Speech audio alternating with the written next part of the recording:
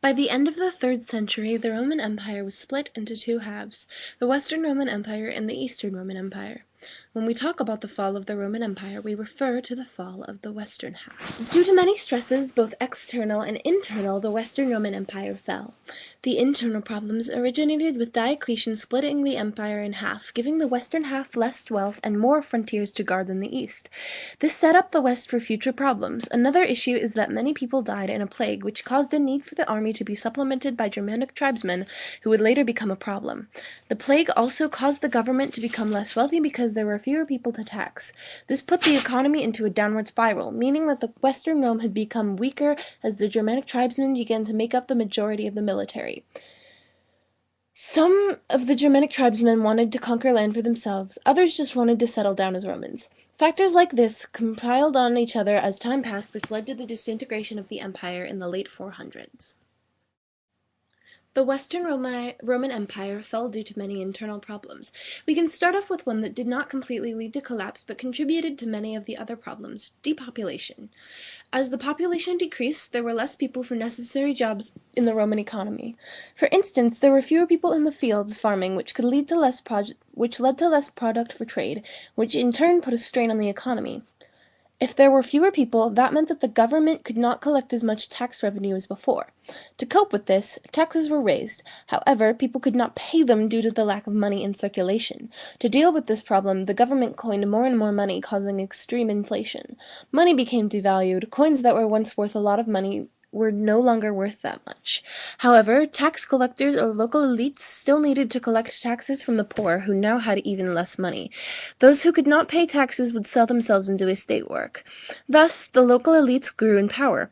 They owned large pieces of land and acted as tax collectors. Also, trade was in the hands of a select few, so those who were once merchants had less money. Also, there was less money to pay the people in the military. The soldiers wanted more money, and Diocletian obliged and paid them their money. Then they demanded more and more and more, and as the cycle continued, the government was soon drained of money. Due to depopulation and religious beliefs, there were fewer people to fill in the ranks of the armies to compete against the Germanic tribes. Since Constantine had spread Christianity and violence was frowned upon in Christian beliefs, not many people wanted to serve because it was against their beliefs. However, those already in the army were legally obligated to remain in the army, thanks to Constantine's new law.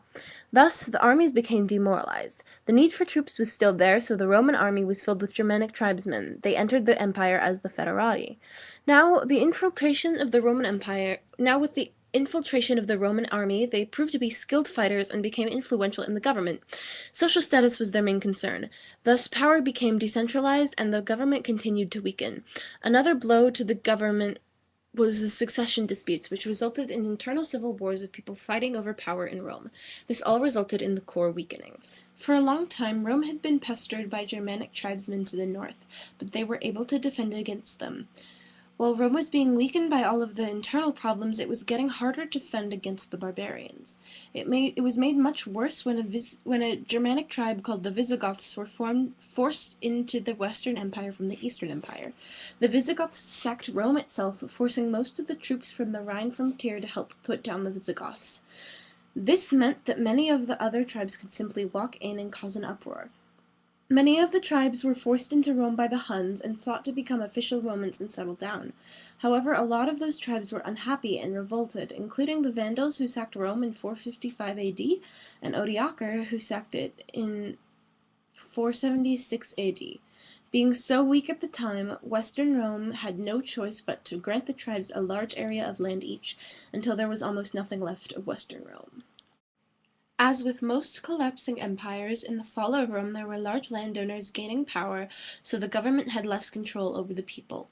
In China, the disintegration of the Han Empire occurred as the local bureaucratic officers gained more power and became their own states, just as the Germanic tribesmen took over most of the land in Rome. In Persia, there were similar economic problems with rising taxes and disastrous inflation. There were also similar rebellions affecting the government. All three empires fell, partly because of problems in the economy and land being taken over by local powers. The Western Roman Empire didn't collapse because of one or two problems. Instead, it fell because of many related problems that came from the inside and the outside. The problems eventually got worse, building on each other over a few centuries, and dug out the Western Empire into a pit it could not get out of.